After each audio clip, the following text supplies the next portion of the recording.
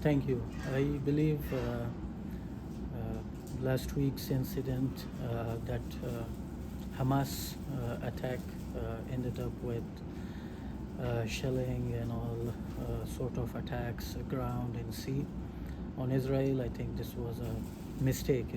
It's a extremist and terrorist act, and I believe such organizations like Hamas, like Taliban, Al Qaeda, branches of Al Qaeda, and ISIS, they are not representing Muslims, and they are not representing Islam.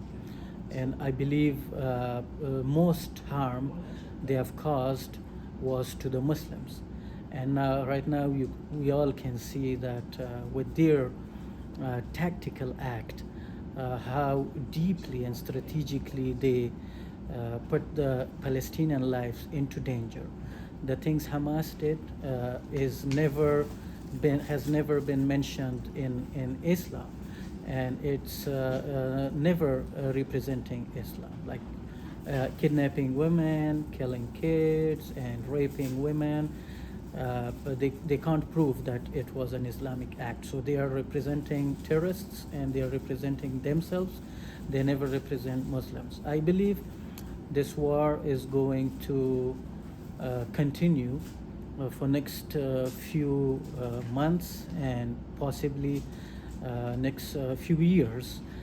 New phases of this war will show up by time, and I believe other sides that are against Israel, or some other terrorist groups that are willing to show their presence in the region, like Hezbollah and Houthis and all other pro-Iranian groups, will also become active, which will be the timely targets for the Israel and Israeli forces. But I believe that the head of snake is somewhere else, and if that is not going to be cut, that head of snake, which is Iran itself, I believe these sort of acts will continue in the region, that will affect all other Arab and Muslim countries, not only in Middle East but in North Africa and other parts of the world as well. Do you think the two-state solution still active, can be still can be still on the plate, on the table? Can the Saudis try to convince Iran and Israel at the same time to do any peace agreement again? I think it has become more complicated now, and every day when the time being passed and the new phases of and new chapters of the war is being opened, it's becoming more and more complicated. And I think most of the deals has been paused for now tactically, but may cause to be paused for longer time. The deal between U.S. and Iranians on those $6 billion, and then this Israeli and Saudi Arabian political deal, and also the Israel and Palestine two-state deal.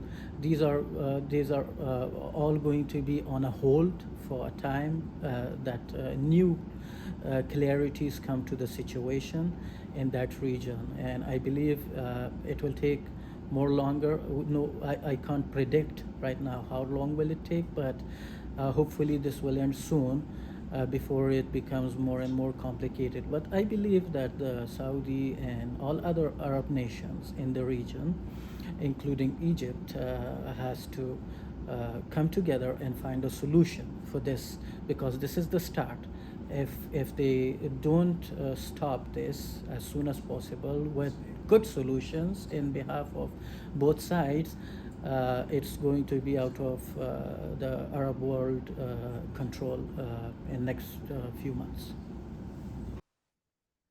It's going to be very difficult for Israel to completely destroy in Hamas because they are an insurgency. They're hiding amongst the people and they're using the people, children, elderly men, women, they're using them as human shields and protections, not just to hide themselves and shield themselves, but to also, elicit empathy and sympathy from the government, from the military, and try to prevent them from executing different types of strikes. So this is, also how they're able to violate international laws regarding the protections of civilians and those people who end up being killed is because they're essentially human shields. When I was in Iraq and Ramadi, a big issue that we had was that there were terrorists who were hiding in the hijab, the full everything with explosive device underneath them, so we couldn't even see or tell who was who. When we were in the souk and in the markets, and so it makes it incredibly difficult to not only fight them, but it's incredibly important for us to support our allies because this type of aggression is something that is very incredibly hard to stop, and it takes trained people, and it takes a lot of equipment, time, man hours to be able to hunt these people down. And I think that that's something that the difficulty of this situation regarding both the dispute of territories and the religious aspect and the terrorism and the hate that's going back and forth is something that unfortunately a lot of American students at the universities just don't understand. They're seeing a lot of headlines and reading that, and they haven't experienced the culture of the world from traveling, a lot of them. So all they know is really what they see, what they read on social media. And another big part of that is that these universities are very, very liberal. And so they like to stick to things that elicit emotion. So they fire the students up, especially around election time with different things. And this is no different. So it's incredibly unfortunate for us to see these young, impressionable adults, young adults being led astray by people who are supposed to be teaching them, educating them, telling them the truth, which is definitely what they're not getting. Can you tell us about the scenario? How it's gonna end? What is the plan in Israel mind?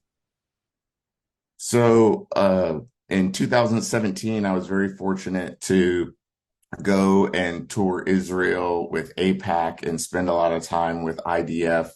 It's a beautiful country. And we went to the Lebanese border, we went to the Syrian border, the Jordanian border, went to the Gaza Strip, and we talked about a lot of different scenarios. And what I'm seeing right now playing out was actually what they talked about as their worst case scenario, having to fight a multiple front war. But I can tell you that they are very well prepared for it, that their heart is definitely in the fight. And I believe that they'll pull it off. I think they can win a 3-front, 4-front war. This isn't the first time that they've had to fight multiple adversaries on multiple fronts and dispatch them, very quickly. So it's unfortunate the toll that this is going to take on human life. This is what we're seeing is hatred, that years and years of hatred coming to explode. And so it's unfortunately going to cost a lot of human lives. But I think that Israel will definitely prevail in the end. Do you think President Biden is aware about what's going on in Gaza? I don't, so I'm not sure if President Biden is aware of what's going on in Gaza. I'm not sure if he's aware of what's going on around him at any time of the day with the way that he, really has been conducting himself and the way that we've seen him interacting with people at different events, but also just a general lack of leadership from him in general. So I don't know if he has other people, if there's a serious medical condition and other people are actually handling him. That wouldn't be the first time this happened in American history. Woodrow Wilson, President Wilson had a stroke and his wife was handling a lot of his affairs. So it wouldn't be surprising if he doesn't know what's going on and he's just, sitting down signing stuff. Certainly would hope that bigger people in the room would let the American people know what's really going on. Who knows? Are you afraid from any terrorist attack inside the US related to the situation in Gaza? Do we have to worry about it? So Hamas declared that today was supposed to be a global day jihad. It was the worst day of jihad that I've ever seen from my military experience. I didn't see one terrorist, didn't feel threatened at all. There could be potential attacks in the future. You never know. We definitely need to close our southern border so that we're better protected. And that is definitely a weakness. There could be people here, but, fortunately we have this thing in the United States called the Second Amendment. And a lot of our fellow citizens and patriots take full advantage of it. So should there be an attack, I'm not really too worried about it. Personally, if there is one, I hope there's one around or near me so I can help diffuse it and stop it quickly. But I don't think Americans should be too worried about attacks within the United States. Hamas has Israel on their hands and they can't even seem to be able to handle that right now. So I think they're biting off more than they could chew. And the fact that nothing really transpired throughout the world just goes to show that the Hamas leadership is thinking probably a little bit bigger than what their capabilities are. So the law of land warfare requires people to minimize damage on civilians, deliberately targeting civilians, which is what Hamas did, taking of hostages, moving civilian populations into deliberate proximity to military equipment, military operations, using them as human shields to protect military operations infrastructure. All of these are deliberate violations of the law of land warfare. So it's pretty clear, it's unassailable that the intent of Hamas was to attack civilians. That is a violation of the law of land warfare. Generally, observers, particularly from the region, say, well, what about Israel? Israel is attacking Gaza, killing civilians. The law of warfare requires a combatant to exercise discretion. And by discretion, they mean to discriminate between military targets and civilian targets as best they can. But it does not treat the death of any civilian as a war crime. Basically, if civilians are damaged incidental to military operations, provided that the force used was not disproportionate to the target to be decided, that is not considered to be a war crime. Now, of course, these are very subjective measurements. I think some people would say, well, bombing in a densely populated area, no matter how precise, is a violation of the law of warfare. But I think the Israelis would point out, you can look on Twitter, they have issued evacuation instructions for specified areas, not just all of Gaza, but specified neighborhoods to say, if you're here, move here, and supposedly have also sent out telephone alerts. So they do seem to be trying to mitigate that damage. Gaza, on the other hand, or the Hamas, on the other hand, deliberately targeted civilians. So based on what I've seen right now, the Hamas behavior is clearly a violation of the law of armed conflict. And the Israeli behavior, I think, is something that people can argue over. How does Hamas violate international law for the protection of civilians? A better question would be, does Hamas ever take the protection of civilians in consideration? The answer is not ever. Hamas is not a revolutionary army. It is not a militia. It is not a force of freedom fighters engaged in a war of duration. They are a terrorist organization recognized as such by just about 100 countries, either directly in their legislation or through the European Union and the Organization of American States, from the US to New Zealand, from the United Kingdom to Argentina, from Poland to Peru. And there is a reason for this designation. For decades, Hamas has targeted civilians, not military facilities, not soldiers of an opposing army, but children going to school, women taking a walk with their babies. And in the past 48 hours, they have given us an example of the worst crimes committed against the civilian population since the Dirlewanger Brigade was running loose in Europe. Cutting off the heads of babies, killing the elderly in their beds, chasing women down a field where they were having a little bit of music and fun. In doing so, they also violated just about every single one of the Geneva Conventions. Perfidy, by disguising themselves as IDF soldiers so that the unwary civilians in the area would come to them for aid, only to meet a most horrendous death. According to international law, they are irregular combatants. And they're irregular combatants who are not entitled to the status of prisoner of war. Civilized societies can only treat them as what they are, terrorists, and have no consideration for them.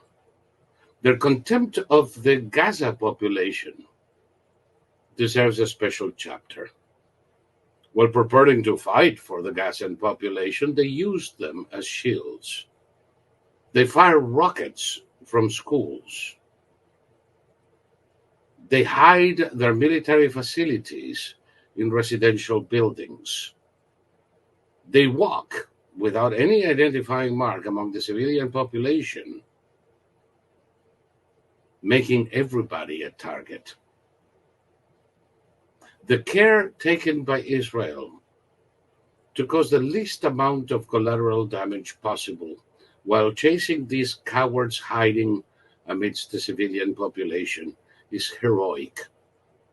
And while it will not be 100% effective, is about the best that can be done. If these cowards were not hiding behind the skirts of their women or their children, civilians in Gaza would have a longer life expectancy. There can be no consideration with such behavior.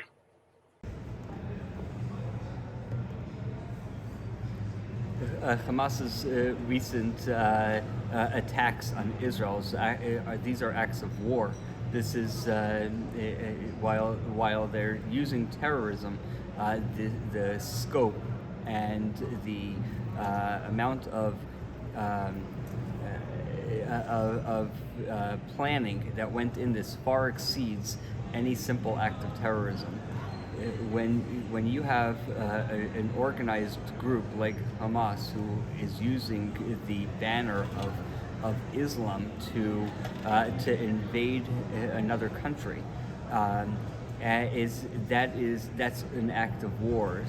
Now, it's very interesting that I believe that Hamas was more successful than they ever imagined. But it's one thing if they want to take actions against military personnel. They feel that they are at war. But when when Hamas now goes and kills in a very short period of time, a span of 2 to 3 days, up to 1,500 civilians, decapitating babies, killing grandmothers in their beds, videoing it on the internet. Now we're talking about war crimes. This is far greater than just acts of war. This is an act of war, but act of war crimes. This is something that the international community must take a hard stand on. This is something that there can be no ambiguity, whether it's from the United Nations Security Council or elsewhere. The Hamas is an internationally registered terrorist organization. So this is something that must be addressed on the global front with immediately. لا أعتقد أن الحرب ما بين إسرائيل والفلسطينيين ستكون حرب إقليمية شاملة، لكن ربما يكون دافع القومية العربية والقومية الفلسطينية حافز لأن يتطوع العديد لمقاتلة الإسرائيليين مع الفلسطينيين. لا أستبعد أن يكون هناك متطوعين من العراق، من اليمن، من ليبيا، من السودان، ربما من مصر، من بعض دول الخليج. فقد يكون هناك قتال عربي إسرائيلي، لكن لن تكون هناك حرب ما بين دول عربية وإسرائيل. الحل السياسي ما أريد متابعته هو درجة التصعيد التي ستحدث في القتال ما بين حماس وما بين إسرائيل. أعتقد أنه قد يكون هناك نوع من التمرد ما بين العرب في إسرائيل، تأييد قوي من عدة دول مثل العراق، وأيضا احتمال أن يشارك حزب الله في القتال. ونريد أيضا معرفة ما هي الضغوط التي ستمارس على الرئيس جو بايدن من أجل إنهاء القتال. ربما يكون المشهد مع بوتين أكثر دقة، لأن بوتين يريد أن يركز على الحرب ما بين بلاده وأوكرانيا، فهو لا يريد حرب أخرى سواء ما بين أرمينيا أو أذربيجان أو ما بين الفلسطينيين والإسرائيليين. فربما يكون هذا هو المشهد الاستراتيجي الذي سيكون خلفية الصراع الدائر حاليا ما بين إسرائيل والفلسطينيين، لكني لست متفائل. أتوقع امتداد القتال لعدة أسابيع، وربما قد تحدث هجمات إرهابية على أهداف مدنية. يهتم الإعلام الأمريكي بالصراع الدائر حاليا ما بين حركة حماس ودولة إسرائيل، ومن الملاحظ أن الإعلام الأمريكي يركز على قضية عامل المفاجأة. لم أحد يتوقع أن تكون هناك صراعات بهذه الكيفية ما بين الإسرائيليين والفلسطينيين، لدرجة أن إحدى مصادر الأخبار في الولايات المتحدة قالت أن هذا هو أسوأ صراع تشهده إسرائيل منذ 50 عاما. كلنا نتذكر أنه بالأمس كانت الذكرى 50 لحرب أكتوبر رمضان، لكن لم يكن الاحتفال مجرد ذكرى تاريخية، بل من الواضح أنه كان فرصة لتجديد الصراع.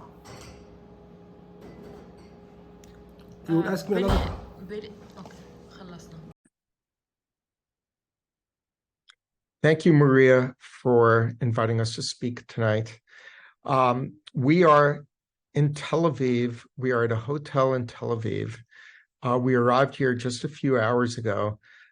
As we were coming in, the pilot said that the plane would be landing in Tel Aviv and not diverting or turning around. And then we landed, and everyone on the plane was calm. We got into the airport, and unless you knew there was something going on, it would look like any other world-class airport. There were a lot of people, and there was a lot of activity. But then when we saw the difference was we saw people trying to get flights, to go out, and we saw lines. We saw, we went outside. We saw people lining up for taxis, but there were no taxis. And it created a bit of anxiety for us, but that anxiety did not last very long, because we suddenly realized how resilient everyone was. I called one of my cousins, Natalie, on the phone. Literally within 20 minutes, she and her husband arrived at the airport. and took us to the hotel in Tel Aviv.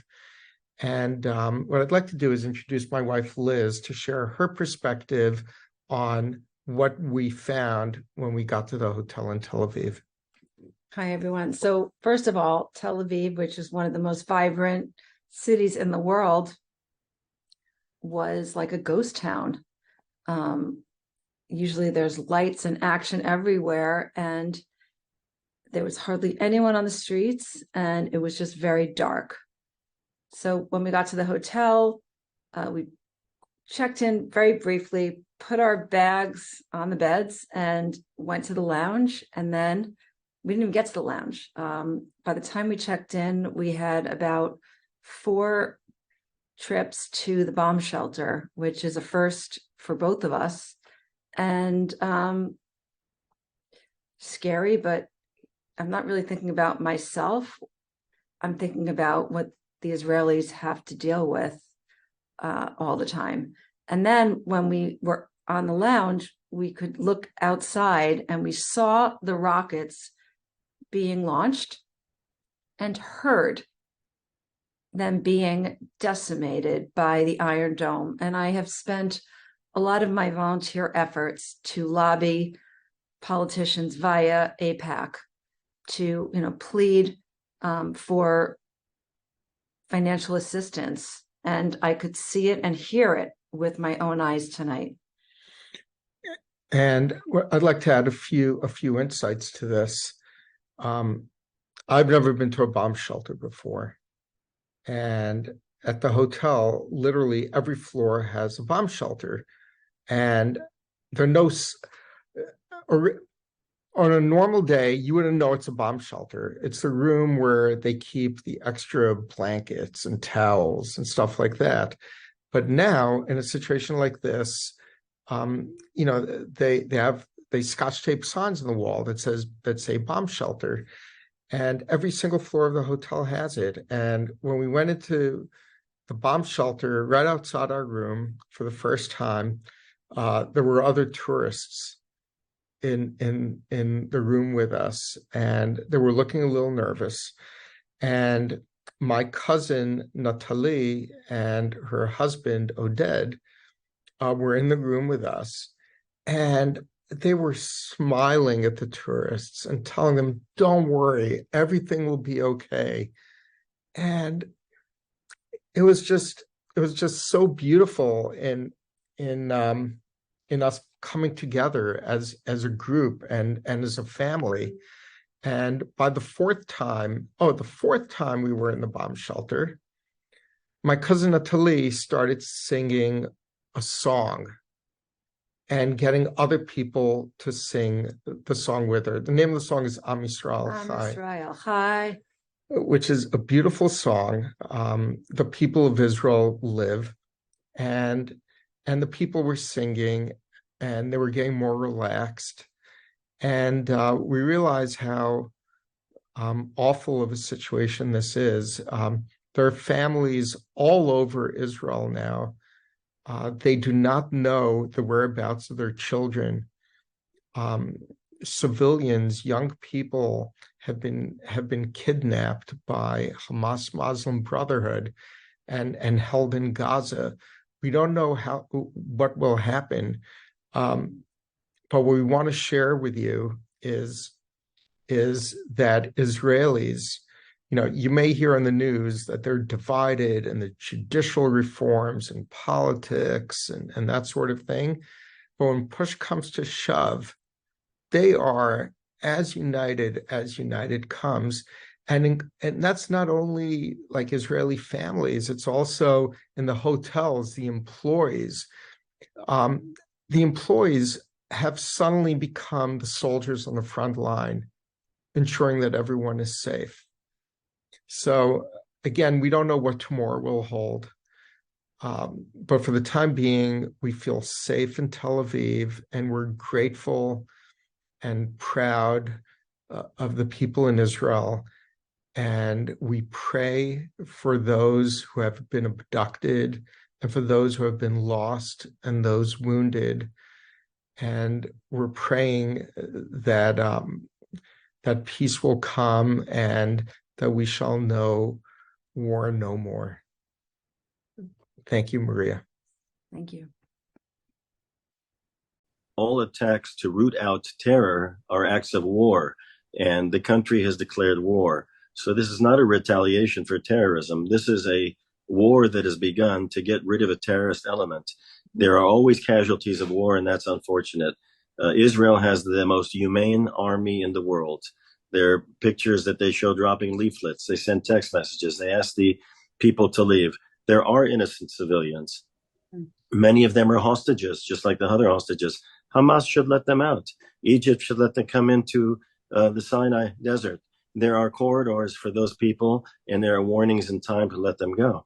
But Israel must retaliate and go back and root out. You cannot fight half a war just like you can't be half pregnant. You have to take care of the entire thing. I think the way they go in is a humane way.